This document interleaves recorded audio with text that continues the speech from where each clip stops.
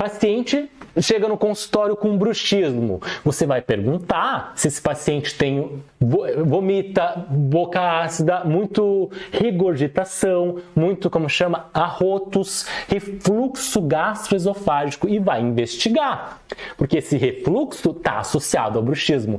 Cerca de 73% dos pacientes que têm refluxo têm bruxismo também. Também ele tem um fator de proteção aqui, ó. Pensa comigo. O paciente tem o pH da boca muito ácido, né? Porque tem refluxo, regurgitação. O que eu vou fazer?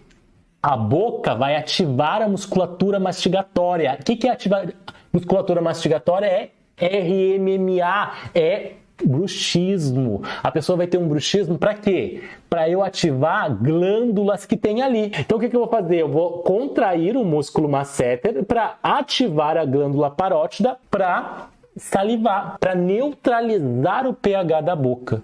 Meu nome é André, sou dentista, professor e pesquisador de bruxismo aqui na Université de Paris e neste canal eu ensino dentistas a terem segurança no diagnóstico e no tratamento do bruxismo, da DTM e das neuropatias. Então corre aqui e clica no botão de seguir, porque toda semana temos aula nova.